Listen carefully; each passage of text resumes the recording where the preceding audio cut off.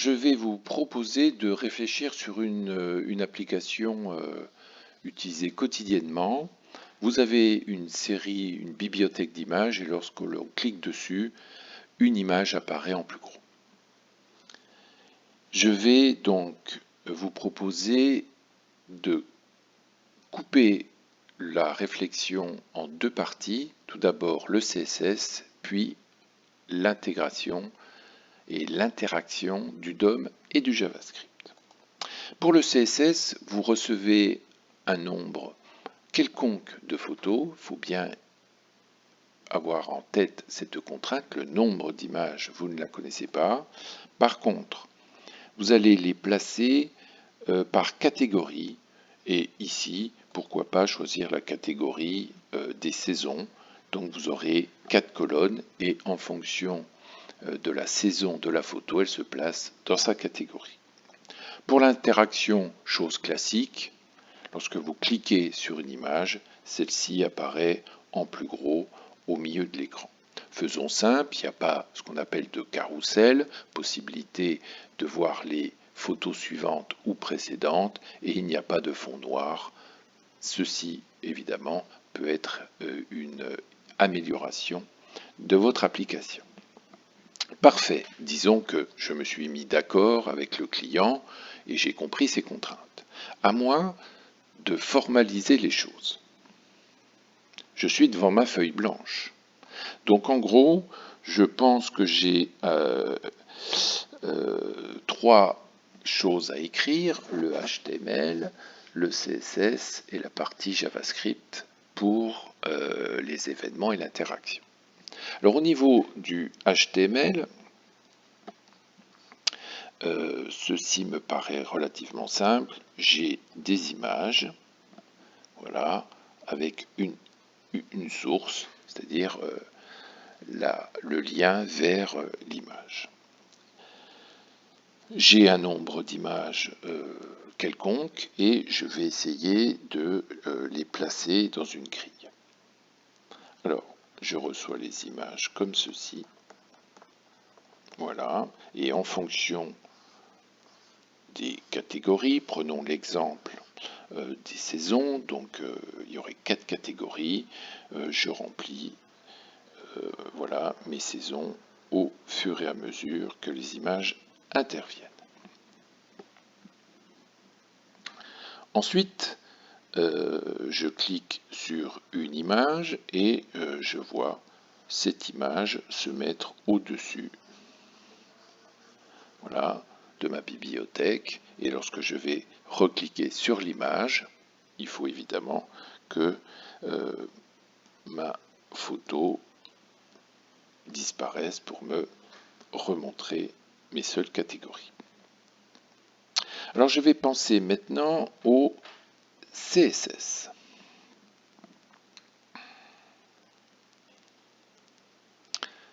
Alors le CSS, je vois en fait quelque chose d'évident. C'est que je peux penser à une structure, un tableau avec magnifique 4 colonnes. Ah, oui, alors 4 colonnes et le nombre de lignes, je ne le connais pas. Il dépendra du nombre de photos dans chaque catégorie. Donc c'est une idée que pourquoi pas, mais en tout cas c'est pas celle-ci qui m'intéresse. Et je vais vous montrer évidemment, et ça fait résonance avec le cours de cette année, je vois ici une magnifique grille. Donc je vois une première ligne. Donc si je pense maintenant au CSS, il y aura une ligne ici que je peux nommer, une deuxième ligne ici que je peux nommer, une troisième ligne et une quatrième ligne. Le nombre de lignes, même chose, mais je sais qu'il y a les grilles explicites et implicites, donc implicitement, le nombre de lignes dépendra du nombre de photos. Super. Super, jusqu'au moment où je me dis, très bien, donc je sais écrire ma grille. Alors il faut que je me reconcentre. Pourquoi? Parce que je suis en train de réfléchir non plus à l'écriture de ma grille, mais à dire comment je vais associer une image à une colonne. Elle est où l'information que cette image c'est l'été? Évidemment, je vois visuellement que c'est l'été. Vous allez voir qu'il faut que je mette ce problème de côté. Pour l'instant, je définis ma grille et je ne suis pas en train de penser à l'association de ma photo dans la grille. C'est le deuxième temps. Donc revenons à la définition de ma grille. Il y aura sûrement une grille template où je vais nommer l'été. Vous donnerez une taille, l'automne, vous donnerez une taille, et vous ferez ça pour les 4 saisons. Alors c'est vrai que ça c'est la définition de ma grille, et vous savez que maintenant, il faut que j'associe chaque image à quoi? À une ligne. Alors, par exemple, comment je vais savoir que la photo 4, je dois la mettre ici? Et bien parce que je vais la mettre dans été.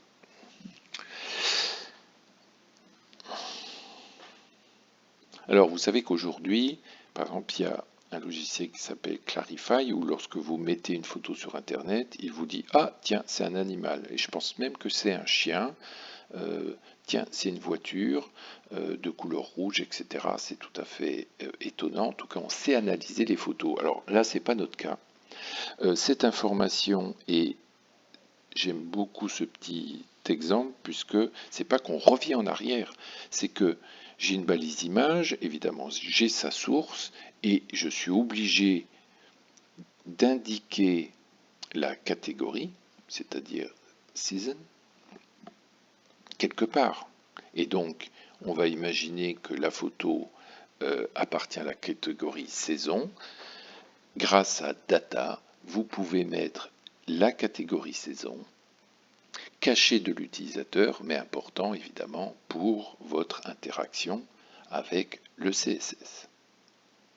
Alors, il me faut maintenant penser non plus à la définition de la grille, on en est à la deuxième partie du CSS, à expliciter que si la donnée saison est été, il faut que j'aille dans la colonne été. Eh bien, je vous ai dit l'importance des sélecteurs, et donc tout bêtement, j'ai un attribut data season qui fait que si c'est summer, je vais indiquer la grille qui s'appelle, d'après vous, summer. Donc ainsi, pour chaque image, je vais aller chercher la saison, et cette indication-là me donnera la colonne d'affectation. Eh bien écoutez, voici ce que j'avais besoin pour créer ma grille. Voilà, et l'interaction. Je vais passer maintenant au JavaScript, c'est-à-dire l'interaction, l'utilisateur avec son application. Alors ça paraît simple, et ça l'est, mais vous allez voir que je pense que je suis sur une fausse piste. Lorsque je clique sur une photo, celle-ci s'agrandit au milieu. Et quand je clique dessus, évidemment, vous avez compris, elle disparaît. Alors si je dis ça, je suis en train d'être sur une fausse piste. Évidemment, on peut écrire ça, mais lorsque vous cliquez sur 2, elle n'apparaît pas en gros. C'est pas ça du tout. Alors, pourquoi cette contrainte que je vous impose?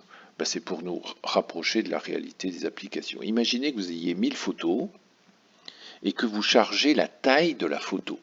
Je ne vous dis pas les gigas là, que vous allez transférer. Or, c'est les photos de M. Dupont. Ah, horreur, vous quittez l'application. On est en train de charger 100 photos qui ne seront pas utilisées dans leur taille initiale. Bilan. Dans ce genre d'application, et vous avez l'habitude, si vous faites image dans Google ou sur eBay, etc., vous avez ce qu'on appelle un timbre, une taille d'image toute petite. Et lorsque vous cliquez dessus, il y a création d'une nouvelle image de taille plus grosse. Bilan, lorsque je clique sur 2, je crée une image dont la source est la même image que 2, mais de taille plus grande. Donc aujourd'hui, pour les applications, vous avez au moins 4 tailles d'images, un téléphone, tablette, écran, et puis même télévision, si vous voulez. D'accord. Alors, sur ce principe, quelles sont mes angoisses? Aucune, je sais créer un élément dans le DOM par create élément, et je sais mettre des attributs, la source. Mais où est-ce que j'ai l'information de cette taille d'image là, qui est plus grande? Je reviens au HTML. Voici une information qui était cachée, qui m'indiquait la catégorie dans laquelle j'allais placer par CSS mon image. Et maintenant, d'après ce que je suis en train de vous raconter, j'ai la source de l'image, bien sûr, de taille petite, et il me faut, ça y est j'ai compris, il me faut stocker une information supplémentaire que je vais appeler data larger et qui me donne tout simplement le lien vers la photo de taille plus grande. Ainsi, lorsque vous allez cliquer sur l'image numéro 2, vous allez en effet créer une image vide et que sa source de cette image donc, va être égale à 2 points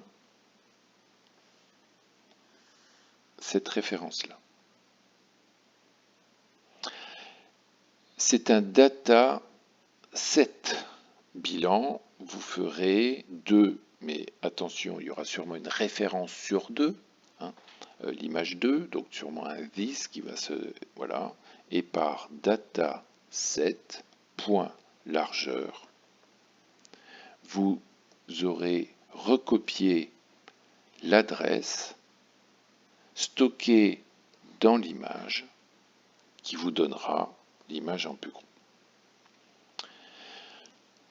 Je vous laisse finir la dernière partie, à savoir lorsque vous allez cliquer